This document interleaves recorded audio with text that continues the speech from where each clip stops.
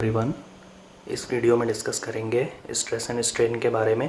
ठीक है, उसके बाद बहुत ज़्यादा बेसिक है ये टॉपिक और आपको आगे समझने में बहुत ज़्यादा हेल्प मिलेगी इससे। ठीक है, उसके बाद देखेंगे यूनिट क्या क्या होती हैं, बिकॉज यूनिट कन्वर्जन भी बहुत ज़रूरी है और किस टाइप की क्वांटिटी है आपकी स्ट्रेस एंड स्ट्रेन। ठीक है, देखो स्ट्रेस होता क्या है, इंटरनल रेजिस्टेंस अगेंस्ट डिफॉर्मेशन जो भी है आपका पर यूनिट एरिया, वो स्ट्रेस होता है। ठीक है, अब देखो इंटरनल रेजिस्टेंस आएगा कैसे, यहाँ पे आ जाइए आप, ये है पहला और ये है दूसरा।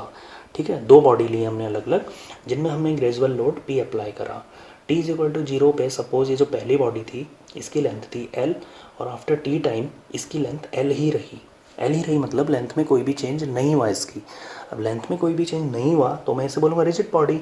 अब रिजिड बॉडी बोलूँगा मतलब चेंज इन लेंथ क्या है, इसमें 0 है। ठीक है, चेंज इन लेंथ 0 है, इसका मतलब स्ट्रेन बराबर change in length upon original length, इसका मतलब स्ट्रेन भी 0 होगा।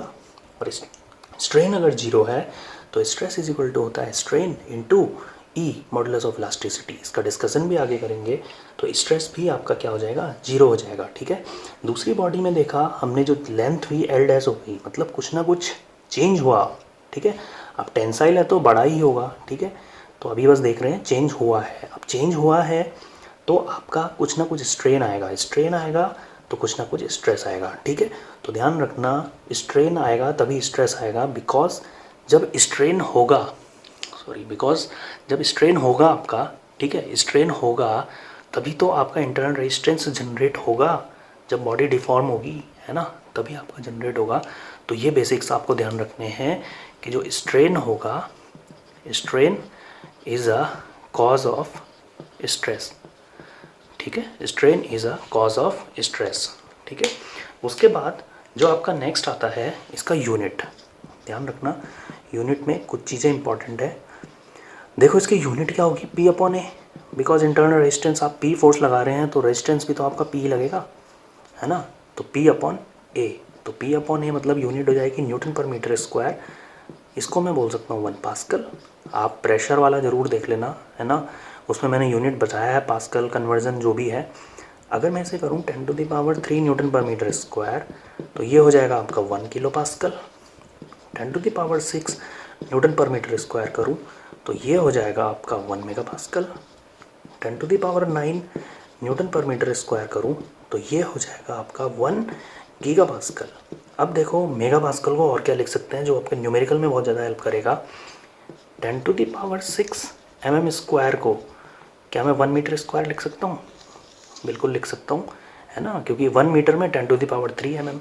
तो 1 एम्पियर इज इक्वल टू मैं क्या लिख सकता हूँ, देखो अगर मीटर स्क्वायर की जगह मैं 10⁶ पुट करूँगा तो 10⁶ से 10⁶ कट जाएगा। ठीक है, तो यहाँ पर क्या आ जाएगा आपका 1 न्यूटन पर mm स्क्वायर। और यहाँ पर अगर मैं 10⁶ रखूँगा तो ये आ जाएगा 10⁻³ न्यूटन पर mm स्क्वायर। बहुत ज़्यादा इंपॉर्टेंट ये दोनों यूनिट्स आपके लिए न्यूमेरिकल में। ठीक है, उसके बाद देखो किस टाइप की क्वांटिटी होती है, स्केलर है, वेक्टर है या टेंसर है।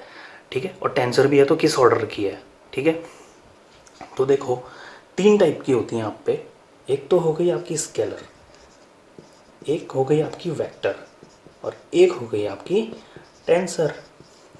ठीक है, देखो स्केलर जो क्वांटिटी होती है, स्केलर क्वांटिटी हम किसे बोलते हैं, स्केलर बोलते हैं जिसके लिए आपको सिर्फ क्या चाहिए, मैग्नीट्यूड चाहिए, है ना। वेक्टर बोलते हैं जिसके लिए मैग्नीट्यूड एंड डायरेक्शन दोनों चाहिए।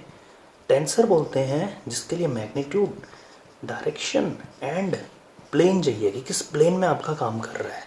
ठीक है ना, किस प्लेन में आपका ये काम कर रहा है स्ट्रेस, वो आगे डिस्कस करेंगे हम कि किस किस प्लेन में है। देखो मैग्नीट्यूड ही मैग्नीट्यूड चाहिए तो इसको बोलते हैं 0 ऑर्डर टेंसर। ठीक है, मैग्नीट्यूड डायरेक्शन चाहिए इसको बोलते हैं फर्स्ट ऑर्डर टेंसर। और आपको अगर ये तीनों चीज़ें चाहिए मैग्नीट्यूड डायरेक्शन प्लेन, इसको बोलते हैं सेकंड ऑर्डर टेंसर। तो ध्यान रखना आप, कई बार आपसे कुछ भी बोल सकता है कि स्केलर क्वांटिटी का एग्जांपल दे देगा, बोलेगा किस ऑर्डर का है। ठीक है, फर्स्ट ऑर्डर का है, सेकंड ऑर्डर का है, 0 ऑर्डर का है। तो ध्यान रखना जो स्ट्रेस है, जो आपका स्ट्रेन है,